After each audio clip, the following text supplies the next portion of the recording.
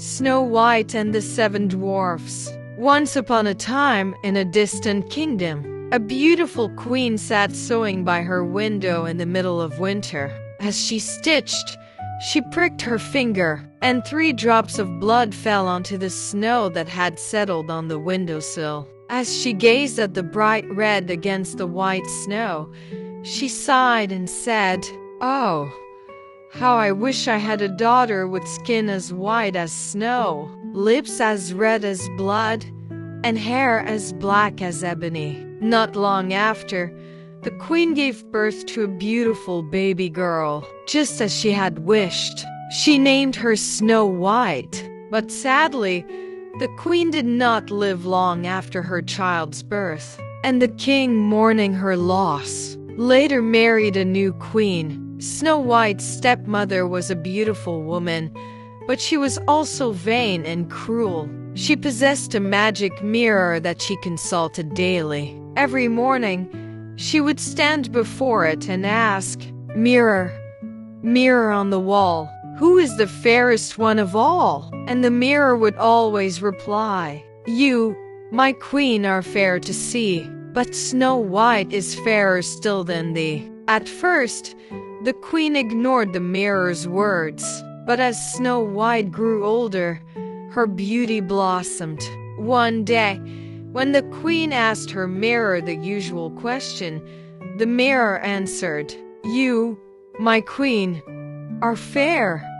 It's true, but Snow White is fairer still than you." Furious with envy, the queen could not bear the idea of being less beautiful than Snow White. She ordered a huntsman to take the princess deep into the forest and kill her. The huntsman led Snow White into the woods, but when he raised his knife, he could not go through with the terrible deed. Snow White's innocent eyes filled with tears, and he pitied her. "Run away, child," he told her. "Never return to the castle, for the queen will surely try to harm you." Snow White, frightened and alone, ran as fast as she could through the dark forest. She heard the howls of wolves and the rustling of unseen creatures. Exhausted, she stumbled upon a small cottage hidden among the trees. Inside the cottage, everything was tiny yet perfectly arranged. There was a long table with 7 little chairs, and upstairs, 7 small beds were neatly lined up. Feeling weary, Snow White lay down and quickly fell asleep. That evening, the owners of the cottage returned home. There were 7 dwarfs who worked in the nearby mines, digging for gold and jewels. They were astonished to find a beautiful girl asleep in their home. "Who is she?" asked one. "Perhaps she is lost," said another. Snow White woke up and, seeing the kind faces around her, told them her sad story. The dwarfs took pity on her and said, "You may stay with us, but you must help keep our house tidy and prepare our meals." Grateful for their kindness, Snow White agreed.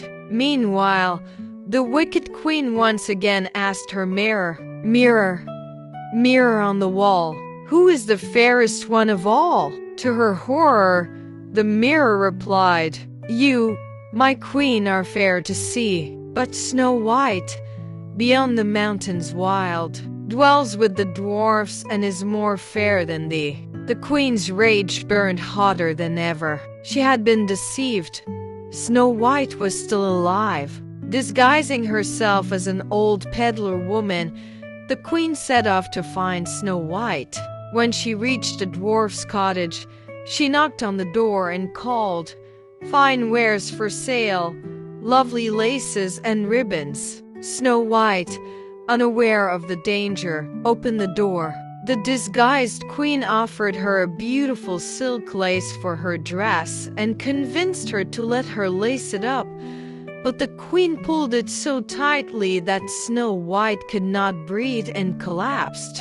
The dwarfs returned just in time and loosened the lace, reviving her. "Beware of strangers," they warned her. "Do not open the door when we are away." Angry that her plan had failed, the queen returned, this time disguised as a poor old woman selling combs. "Try this lovely comb, dear child," she said, offering Snow White a beautifully carved poisoned comb. Snow White took it, and as soon as the queen placed it in her hair, she fell to the ground unconscious. Again, the dwarfs saved her by removing the comb.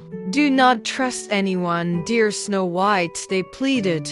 Determined to succeed, the queen prepared her final trick. She took a beautiful red apple and poisoned one half, leaving the other untouched. This time, she disguised herself as a harmless old grandmother and knocked on the cottage door. "Taste this delicious apple, my dear," she said. Snow White hesitated, but when the woman took a bite from the unpoisoned side, she thought it was safe and took a bite herself.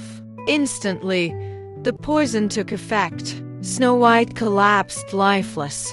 When the dwarfs found her, they could not revive her this time. Believing her to be dead, they placed her in a glass coffin and laid her in the forest, forever grieving their beloved friend. One day, a prince riding through the forest saw the beautiful maiden in the glass coffin. He was enchanted by her beauty and asked the dwarfs for permission to take her to his castle. As his servants lifted the coffin, the piece of poisoned apple dislodged from Snow White's throat, and she gasped for breath. Her eyes fluttered open, and she looked around in amazement. The prince was overjoyed. "You are alive!" he exclaimed. Snow White, grateful for her second chance at life, agreed to marry the prince. The wicked queen, unaware of Snow White's revival, once again asked her mirror, "Mirror, mirror on the wall, who is the fairest one of all?" The mirror replied, "You, my queen, are fair to see, but the young queen is fairer still than thee." The queen screamed in rage. In her fury, she rushed to the prince's castle, determined to see for herself. But when she arrived, she saw Snow White alive and standing beside the prince.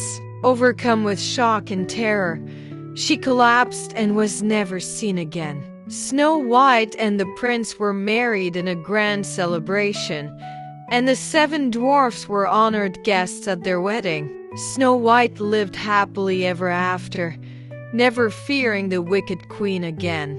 And so, kindness and purity triumphed over jealousy and evil, proving that goodness always prevails. The end.